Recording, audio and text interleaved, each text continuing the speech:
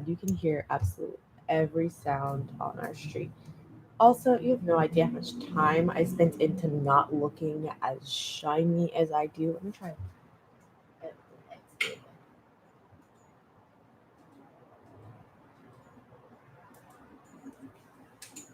That's we're having a great time. That's better. That's better. Okay. Salutations, friends. My name is Brianna Bond, otherwise known as No Ordinary Scholar, and hopefully this setup might look better to you. I honestly, who knows? It could look exactly the same to you guys. It looks better to me. Finally got a new computer. It is better than what we were working with before. Still needs some touch ups. It's got to upgrade the RAM. So we're working on that so that way the computer doesn't crash. Like, it was literally, like, it's a decent computer, but like when I'm typing, I guess I type too fast for 8 gigabytes of RAM. So it just stops. It'll just stop for a period of time and have to wait for all the words to catch up. But we're working on it. We're working on getting it upgraded, and it's gonna be a hoot. So that's been my life. It's been a stressful, like 2019 in general has been super stressful, but that's okay because it's almost over. Going into a new year, we're gonna pretend like that means anything, and that means things are gonna change. So then hopefully it might. For right now, we are talking about this book right here, The Great Gatsby. I'm not sure if you guys have at all had to read this for school. I know I had to read it for school, and I liked it back then. And then, like, probably a couple months ago, like, it was a decent while ago, actually, because after Spider-Man Far From Home had come out, they released an audiobook of The Great Gatsby. Jake Gyllenhaal was narrating. And so I got that, and I listened through it then. And then when I started reading this book, I was so confused because there were some small details that I was remembering with such vivid detail. And I couldn't explain why. At first, I thought it was a podcast I listened to. Like, I listened to Overdue Podcast. You guys should check them out if you guys have not heard of them. They're pretty fun podcasts. Just essentially like two guys. One of them's read a book this week. The other, and they are explaining it to the other one. It's a good podcast. I thought maybe they had like read it, but still some of the smaller details that I was remembering were just too vivid to have been from that podcast.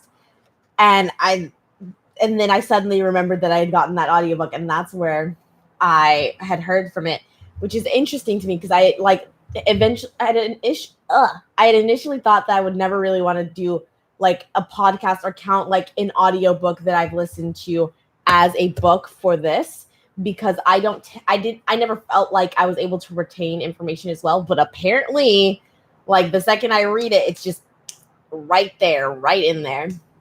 So yeah, so that was how this book started out for me.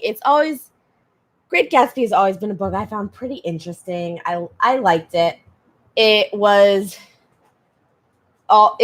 like, I think junior year of high school that we ended up reading it. But what happens is you've got this guy, honestly. So the book is narrated by one character after all of the events of the book have taken place. And if you were to, you're basically asking me right now what that character's name is. I couldn't tell you. Caraway was his last name, but I have no idea. Maybe John is his first name. I'm not sure. Honestly, it escapes me at the moment. He's not necessarily the most interesting character. He's basically just a vessel for all of these events to be happening around, really, is the extent of the main character's like importance to the story almost. So what happens is we've got Caraway, and he just moved to, I think, New York. He moved to New York after the First World War, and he wants to sell bonds. He's not good at it, but he wants to sell bonds. The house he ends up getting is this tiny little dinky place that's pretty cheap, that is sandwiched in between mansions, and that's where he lives. On the opposite end of town, because I think he lives West Egg, and then on the opposite end of town is his cousin who lives in East Egg. His cousin's name is Daisy.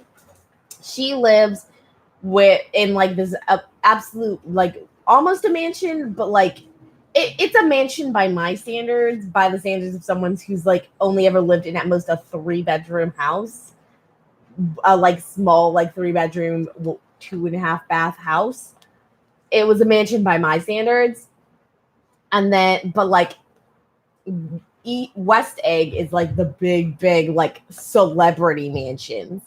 She lives in her like real nice place with like their servants, her husband Tom, who is an ex football player, and their little baby, So she's hanging out with them. Tom is kind of an obnoxious character. Just off the bat, he is probably the worst character. Like he's one of those people that you kind of just want to punch in the face every time he has something to say. And he also, when Caraway goes over to visit them, he finds that they have this friend named Jordan, who is a professional golfer. She is a professional golfer, and he and Jordan kind of start taking a liking to each other. Now, we eventually find out that like when Caraway and Tom Buchanan, the husband, are like hanging out, we find out Tom's been cheating on Daisy. He's got a girl in the city. He buys her a dog, buys her dresses. He gets her because the girl he's cheating with also has her own husband. So he buys her like this apartment to stay at when she's not with her husband. And so Tom has that whole life, which is like, from what Caraway says, it's not like the most important thing to him. Like these are all like things about other people that he's finding out whenever he's with them, but he has his own life. In his own life, he hangs out with Jordan. He goes with Jordan to this massive party at his neighbor's house. His neighbor's Gatsby. His name's Gatsby. So they go to these massive parties. They have no idea what Gatsby looks like at this point. They have no idea who he is, and there's a bunch of rumors going around that like maybe he killed someone, maybe he was a German spy, and everyone just thinks all these like terrible rumors about Gatsby. You eventually do get to a point where Gatsby and Caraway end up meeting, and they're like, hey, let's hang out, let's chat for a little bit. They hang out, they go out the next day on his like Gatsby's like the richest person anywhere. And so they go, he basically owns this entire massive lake outside of his house. They go water skiing or something like that out there. They're having fun. Next time, but like when their little play date ends, Gatsby's like, you're going out with Jordan tonight, right? Yeah. She's going to tell you more about me. Caraway's like, why? He's getting annoyed because like I didn't ask this girl to go on a date with me so we could talk about you. But they do. They end up talking about Gatsby. And so what Gatsby has to say, what Jordan has to say about Gatsby is she knows him. She knew him from before. She just could never quite place her finger on it. So what happened was she and Daisy grew up together. And she remembered back in their hometown running into Daisy. Daisy's in her car with this young soldier. His name was Jay Gatsby. And they were absolutely in love then. When he had to go back off to war, Daisy was so depressed and so just broken. She could never really be healed until she met Tom. They were having fun. They were super happy and in love until Daisy got a letter from Gatsby the day before her wedding. She breaks down. She wants to call everything off. But like everyone's like, no, you're fine. Everything's going to be fine. It's a wedding. We can't cancel it this late. It's going to be okay. I swear. They end up getting married. They're fine, I guess. Tom is obviously never a better person, so he cheats on her. We don't really get like a clear he cheated on her like several times throughout the years, but it's highly alluded to that he has cheated on her multiple times. So they do that, and then they settle down in East Egg. And then we find out Gatsby has moved where he moved because he is directly across this lake from Daisy's house. He can see this green light flashing on her porch. And that's always just been a symbol of closeness to him. But why? Why do we need to know all of this? Why do we need to know any of it? Is because Gatsby has a request. He has a favor he wants to ask of Caraway. He asks Caraway, again, I have no idea what his first name is. Hey, can you invite Daisy over to your place so that way I can like stop by, hang out, we can like see where that goes. Which cheap move. Y'all have been friends for a day and you're already asking him to play wingman. He's not important to you, but whatever. So Caraway says yes, they do that. And that essentially starts out this massive romance between Gatsby and Daisy. Again, like, it hasn't really, like, she's still married. She's still living in the house with the father of her child, but she's in love with Gatsby. And they essentially just play that off like they're doing their own thing. Tom is doing his thing with his girl. And that goes on for a while until Tom starts to get suspicious because Tom is one of those sexist men that's like, why are women running around by themselves? Like he's friends with Jordan, who's also friends with Daisy, and he's like, she's a nice girl and all, but I don't believe her parents should ever be letting her run around the world like that, because that's just who he is. And so he's upset that like Daisy's running around without no man to be watching after her, making sure she don't get nothing crazy. And he decides he's going to go away to one of Gatsby's parties with her. And that just makes him more suspicious. So they end up having a big like dining. I think it's supposed to be like a tea or a lunch. And they invite Gatsby. They invite Nick. Nick is his name, Nick Caraway. We can start calling him Nick now. They invite Nick, they invite Jordan, and so it's the whole crew is in there together. But before anything can start, Tom is called away. He's got a phone call. Everyone is like 90% sure that it is his girl that he's cheating on Daisy with. Daisy, like while he's gone, Daisy is over there kissing on Gatsby because she loves him now. And she also even has like the maid bring in her child so that way she can show Gatsby her cute little kid, her little baby.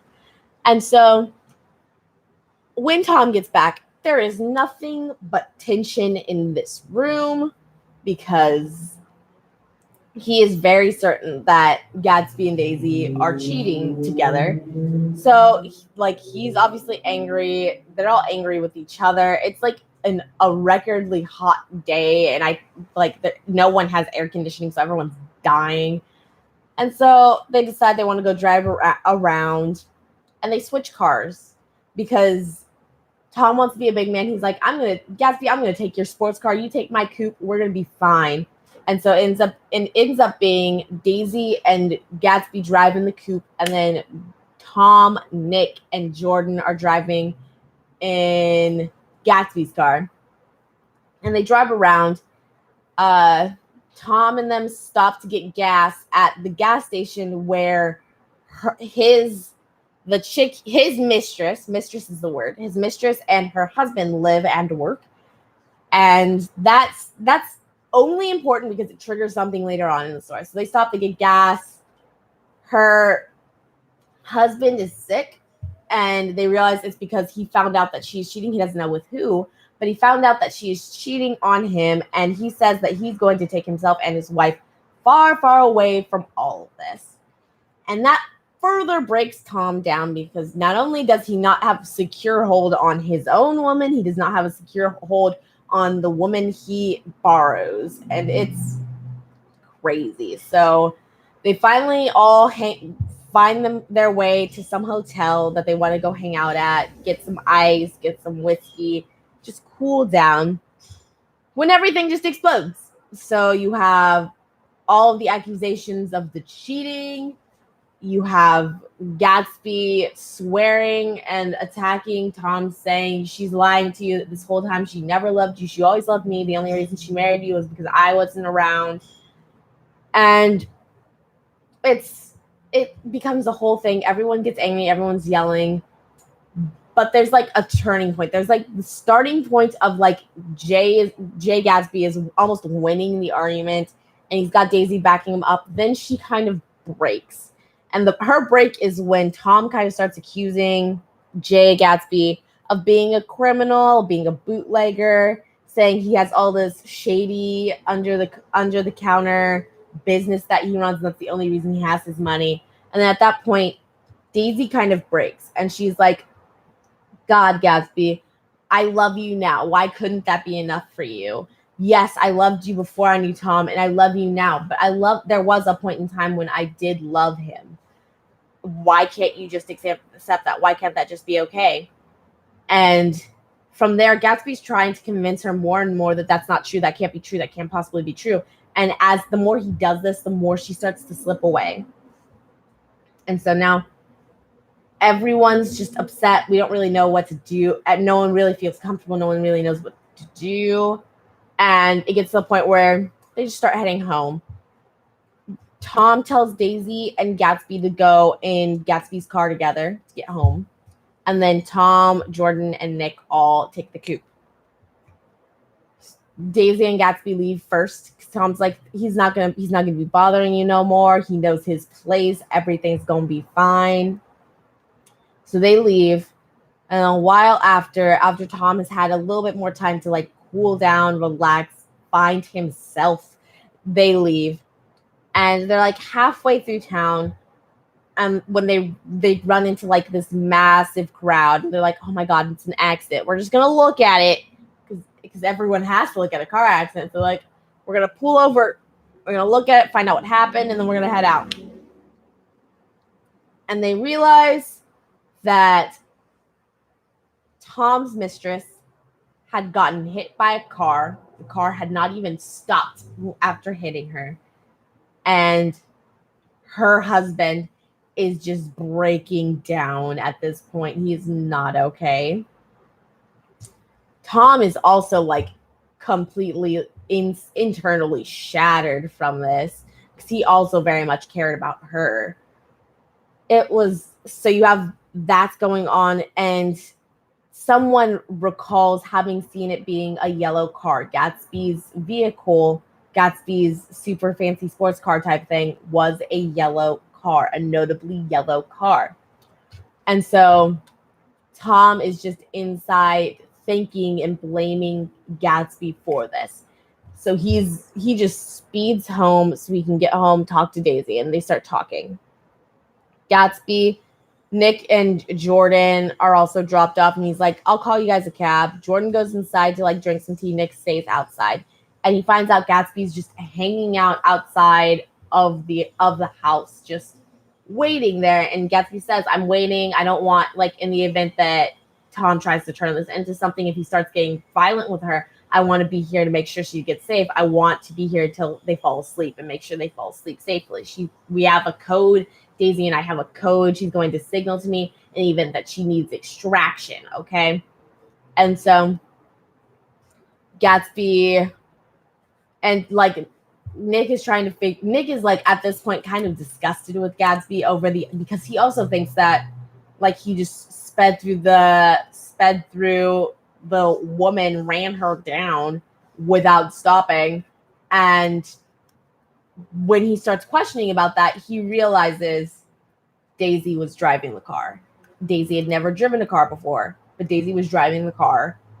And during what happened in the accident was she was speeding. The woman had run out into the street like she was trying to like flag us down, like she knew us and wanted to say something to us.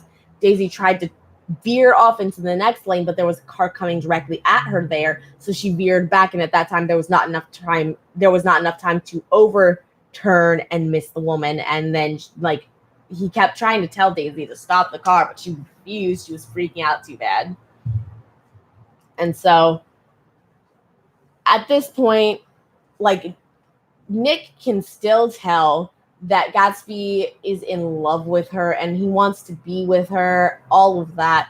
But at the same time, Daisy does not seem to be on the same page anymore. So what he ends up doing is the next morning goes over to Gatsby. He he sits and talks with Gatsby for a long, long while.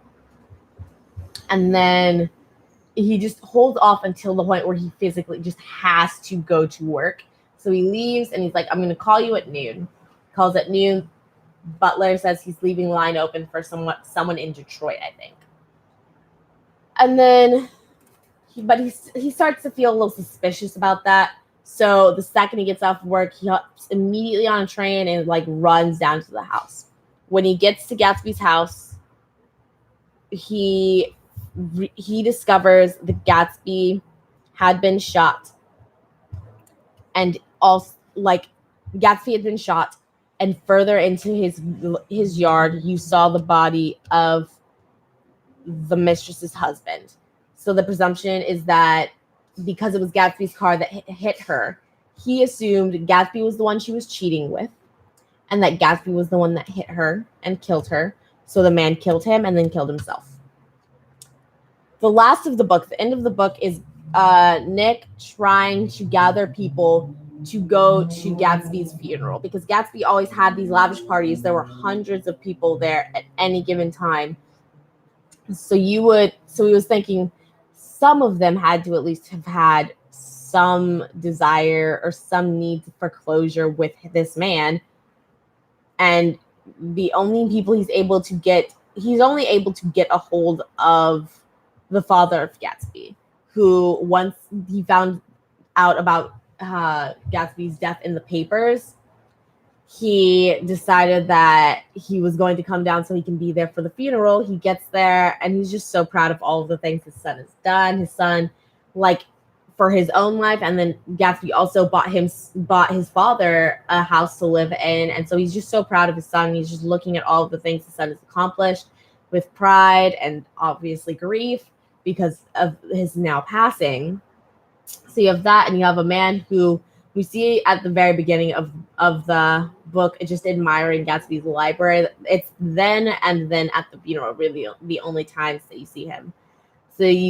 So we go through the funeral, and then we get just a little bit of like closure, experiencing like how Nick was handling just not like getting through this whole situation, including like the book very much like the last page of the book is just finding out that because of the way he was like a little snippy with everyone after that one big fight night, and because of that, Jordan like basically like the next day came over to Nick, I'm engaged to someone else, and he's like, I mean, like, I don't regret how I behaved, because I was like also going through a lot. Like, that was a lot for me to be going through as well. Like, I love her and I wish she wasn't with someone else now, but at the same time, like, I respect like my emotional processing in that moment. And that was it. So I still think The Great Gatsby is a good book. This lamp is hitting me in the head. But I still think The Great Gatsby was a good book. It was a good story to read. If you wanted to check out the Jake Gyllenhaal audiobook, I would still suggest that as well. He did really well on that. I think my favorite thing, I really like the language, and especially the descriptions of the parties. Reading it, you feel how lavish and how extravagant and how just grand all of these parties are just by reading about them. And that was probably the most notable thing about the book. That, and the fact that like when I read this book, I was in high school, and so obviously when we got to the part about the mistress dying, someone had to say, well, I guess this means Jay Gatsby's a hit with the ladies. Because high school humor, it's great. There were a couple lines in it that I thought were fun. Like, I kind of didn't take that many notes this time around because I was just more into the story. There was nothing that super stood out to me as a line that's like, oh my God, forever I need to remember this kind of like this phrasing. But there were times like, obviously the opening paragraph is a good one. It was the quote from Nick's father to him: whenever you feel like criticizing anyone, just remember that all the people in this world haven't had the advantages that you've had. That's a good one. There was one that made me laugh because the mistress, her name was Myrtle, like she was talking about when she first met Tom and ended up finding herself cheating, and like she says just to myself, I kept saying, "You can't live forever, you can't live forever," and I'm just saying, you're like, God, foreshadowing is great. Like, it was very humorous to me, which dark humor, it happens.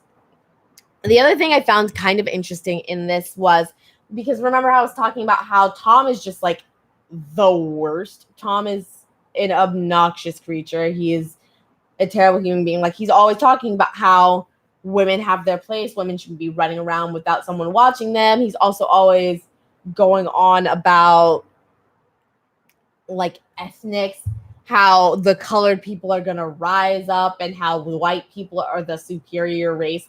And I think there's a note of this that you lose in when you're reading the book as forced reading for a school class.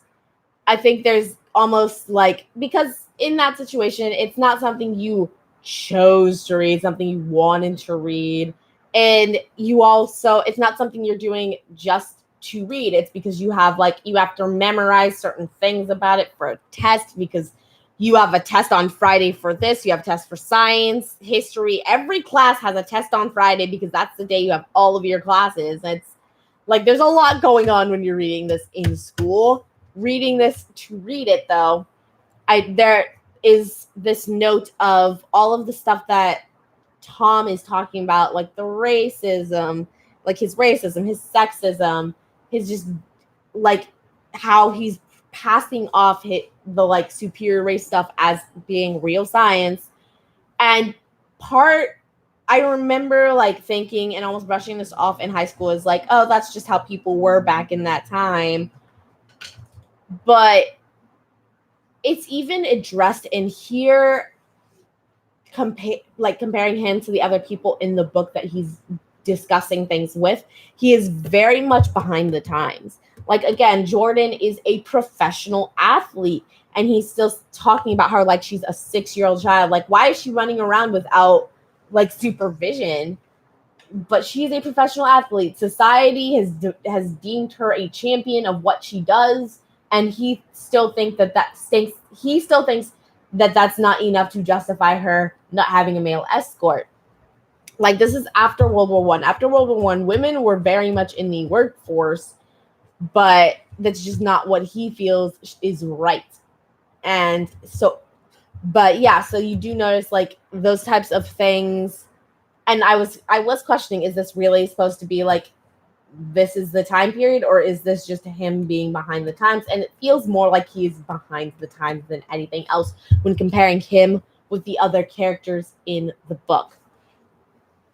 The other thing is, a lot of these characters almost have like very redundant qualities to them. Like it almost seems like I could have pieced together like half of the arguments, or what I mean to say is almost like a lot of the discussions they have are very much copy and pasted and just very repetitive, very redundant things. And I guess that's so in such a short book, you can't develop a lot of character attributes about them. So you have almost smaller quirks that you're repeating so as to make sure you can identify each character. Because for the most part, I could identify, like, I for sure could identify Gatsby. I could identify Tom. I could identify Daisy.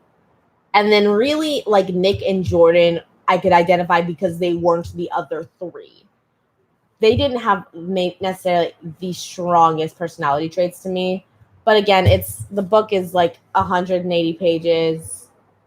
It's not like the densest thing. It's not like a super dense thing. But so he did well with the space that he had. But it does feel like very short-toned characters. Like, the characters don't have a lot necessarily going to them in terms of their, like, attributes. But they are very distinct characters. For the most part, they're very distinct characters, very memorable characters. other than that, unless we have any preguntas from you guys, there's really not a ton else that I have to say about this book other than like if you get assigned it, I suggest reading it. It is a pretty short book, so it wouldn't take up much of your time to read, and it's not the worst thing you'll have to read. I'm sure most of you still have to read the Odyssey, so it's not the worst thing you'll have to read for school. I'm joking, but I'm not. Like, Odyssey's not great. Iliad's worse than the Odyssey, but the Odyssey's not great.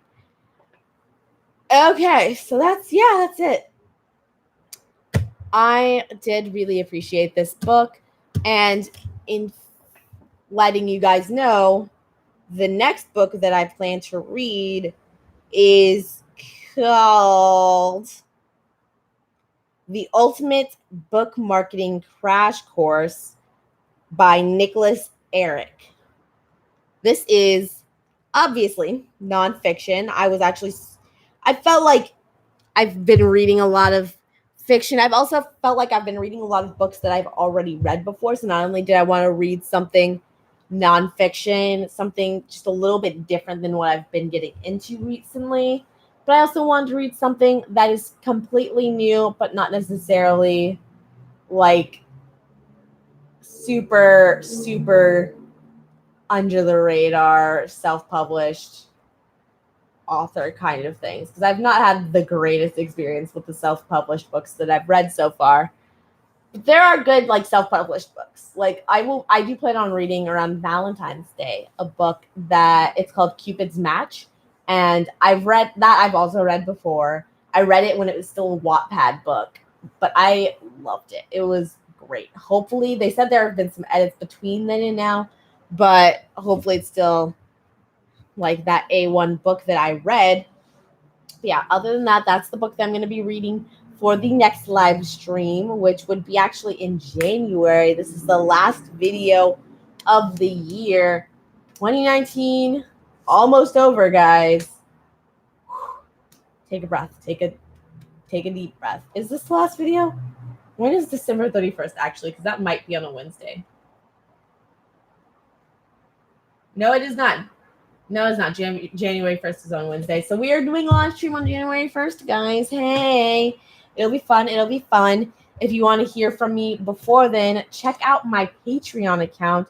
If you want to check out anything else, if you want to talk or feel like you're talking more directly to me, I'm starting a Discord server. So that's going to be fun. I can put the link to it in this video. It'll give me a second after I end the stream, then I can put a link to it there. As well as, but like, feel free to check out the Patreon account because that's always fun. Support me for less than $2 a month, and you get some cool goodies. Like, you're going to get the first chapter of my book over there before it's released to the public. That is the thing I always do for my Patreon. You also always get early access to my regular No Ordinary Scholar videos, and if you guys would like over on there, we can do some exclusive Q&A live streams just for patrons. But I'll link that down below as well. So until next time, valedictions, friends.